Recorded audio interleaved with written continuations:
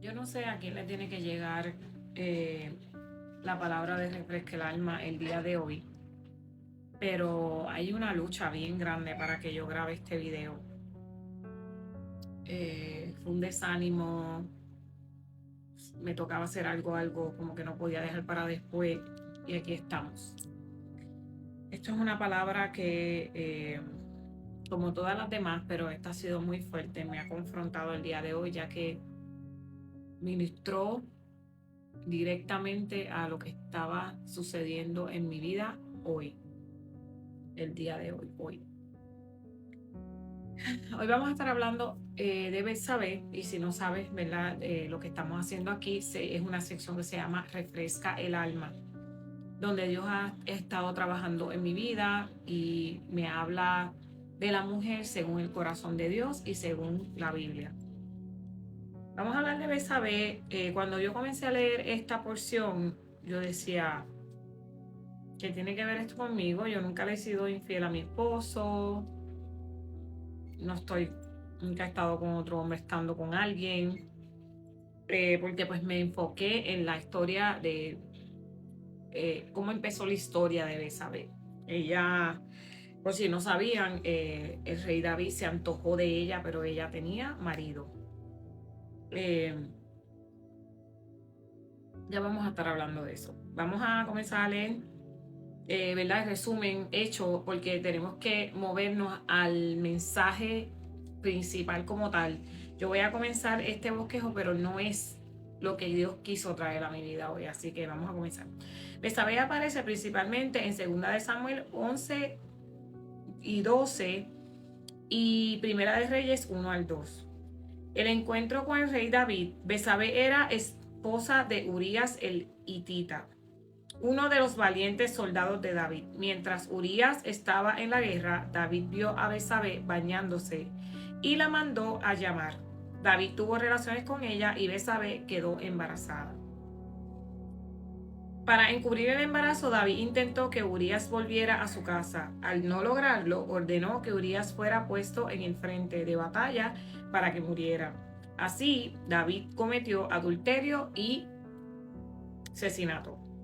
El profeta Natán confrontó a David. Dios perdonó a David tras su arrepentimiento, pero hubo consecuencias.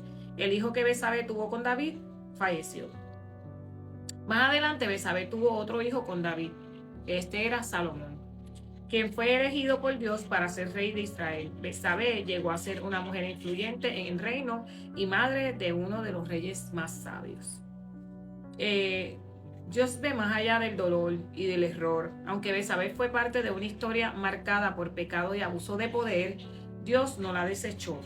Él la restauró y la incluyó en su plan. La Biblia no presenta a Betsabé como la principal culpable, sino que muestra cómo fue afectada por las decisiones de un hombre con autoridad. Su historia enseña que Dios es justo y ve las situaciones con verdad. Aunque Betsabé no habla mucho en el relato, su vida demuestra que Dios obra aun cuando una mujer no tiene voz pública o poder social. Más adelante, Betsabé intervino con sabiduría para que Salomón fuera proclamado rey. Eso fue en Primera de Reyes 1. Esto muestra crecimiento, madurez y autoridad ganada. Su vida enseña que el pasado no define el final. Dios puede traer vida, propósito y bendición incluso después de momentos muy oscuros. La historia de Betsabé enseña que Dios restaura, dignifica y usa a las mujeres, aun cuando han sido heridas, ignoradas o involucradas en circunstancias injustas. Su vida es un testimonio de que la gracia de Dios transforma la vergüenza en propósito. Pero aquí es donde yo me quiero enfocar y espero que me dé tiempo. Betsabé reclamando las promesas en medio de la oposición. Eso está en Primera Reyes 1. Cuando el rey David ya estaba anciano, Adonías, otro de sus hijos, intentó usurpar el trono sin haber sido elegido por Dios.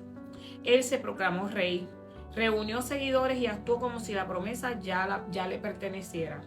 Mientras tanto, Salomón, el hijo prometido por Dios, parecía estar en silencio, en espera sin defenderse.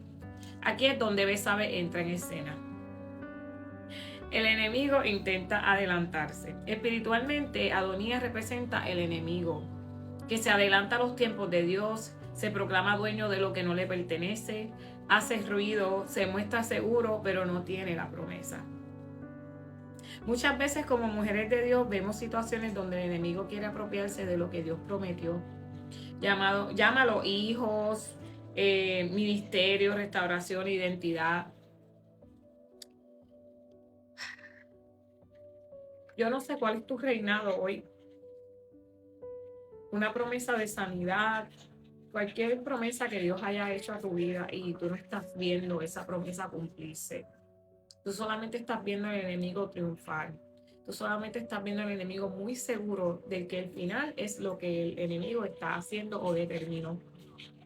Pero yo vengo a decirte hoy que somos hijas de Dios y podemos reclamar sus promesas. Y aunque no estemos viendo el resultado que Dios prometió, no es el final. Déjeme seguir aquí. Betsabé se levanta como hija y madre. Betsabé no se queda en silencio.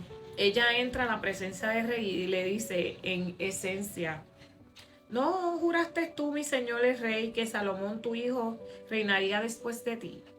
A todas estas él no sabe qué está pasando. Dios sí sabe qué está pasando. Esto es clave. Ella no exige. Ella lo que hace es recordar la promesa. No pelea con Adonías, con el enemigo. Tú no peleas con el enemigo. Él va a la autoridad. Ella fue a la autoridad correcta. No actúa desde el miedo, sino desde la verdad de la palabra dada.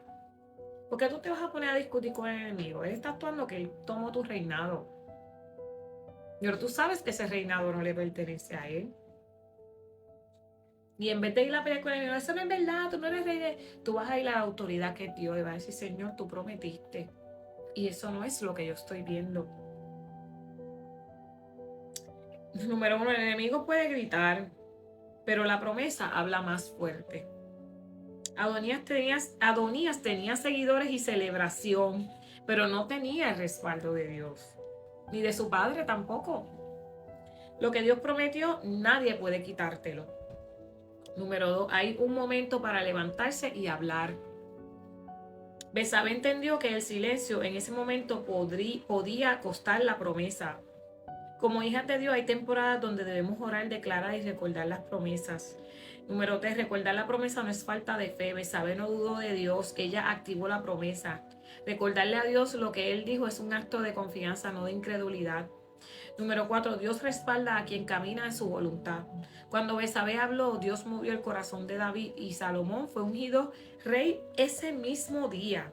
Cuando reclamamos lo que Dios prometió, el cielo responde. Y yo quiero que tú declares estas palabras conmigo. El enemigo no puede quedarse con lo que Dios me prometió. Como hija me levanto, recuerdo su palabra y reclamo sus promesas en el nombre del Señor, en el nombre de Jesús. Amén. Yo declaro que hoy tú te levantas y lo aplico a mí. No dejes que el desánimo te quite de reclamar esas promesas que Dios te hizo. Y algo que yo me recuerdo todos los días: Dios no tiene dos palabras, Dios te da una palabra. Y esa palabra se tiene que cumplir. A lo mejor no al tiempo tuyo, a lo mejor no al momento en que tú lo quieres ver. Porque el tiempo lo creamos nosotros los hombres. El tiempo no es de Dios. Para Dios un día es como un año es como un día. Cree en esa promesa. Créele a Él. Olvídate lo que está haciendo el enemigo ahí. Borra esa imagen, cambia tu mirada hacia donde tienes que cambiarla. Dios nunca cambia y su palabra no falla. Si Él te dijo que Él lo va a hacer, Él lo va a hacer. No te desesperes, que no ayuda. No te desanimes, que tampoco ayuda. En el proceso, adora a Dios y envíaselo a esa persona que yo sé que tú sabes que lo necesita. Dios la bendiga.